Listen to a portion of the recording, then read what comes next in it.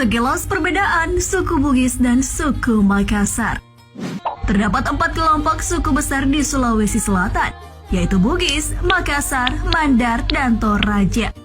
Sebut saja di Jakarta, masih banyak orang yang mengira Bugis dan Makassar itu sama saja. Berikut ulasan singkat perbedaan suku Bugis dan suku Makassar. Banyak yang mengira bahwa Makassar adalah identik dengan suku Bugis dan bahwa istilah Bugis dan Makassar adalah istilah yang diciptakan oleh Belanda untuk memecah belah. Dari segi linguistik, bahasa Makassar dan bahasa Bugis berbeda.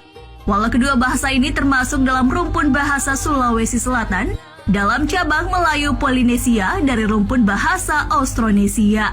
Dan kelompok ini, bahasa Makassar masuk dalam subkelompok yang sama dengan bahasa Bentong, Konco, dan Selayar. Sedangkan bahasa Bugis masuk dalam subkelompok yang sama dengan bahasa Campalagian dan dua bahasa yang ditutur di Pulau Kalimantan, yaitu bahasa Embalo dan bahasa Taman. Perbedaan antara bahasa Bugis dan Makassar ini adalah salah satu ciri yang membedakan kedua suku tersebut. Pikiran bahwa Bugis dan Makassar adalah serumpun berasal dari hubungan erat kerajaan seperti Bone, Wajo, dan Goa.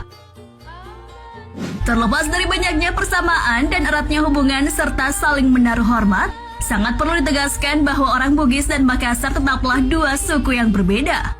Bugis dan Makassar ibaratkan tulang dan daging yang tidak dapat dipisahkan.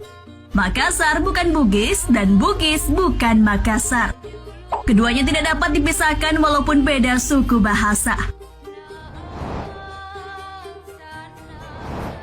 Suku Makassar. Suku Makassar adalah nama Melayu untuk sebuah etnis yang mendiami pesisir selatan Pulau Sulawesi.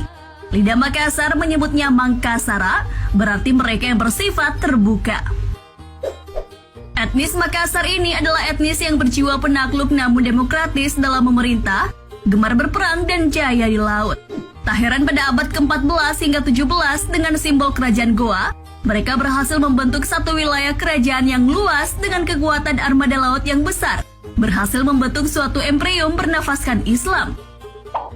Mulai dari keseluruhan Pulau Sulawesi, Kalimantan bagian timur, NTT, NTB, Maluku, Brunei, Papua, dan Australia bagian utara.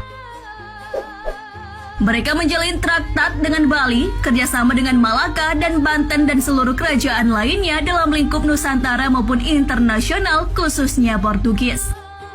Kerajaan ini juga menghadapi perang yang dahsyat dengan Belanda, hingga kejatuhannya akibat adu domba Belanda terhadap kerajaan taklukannya.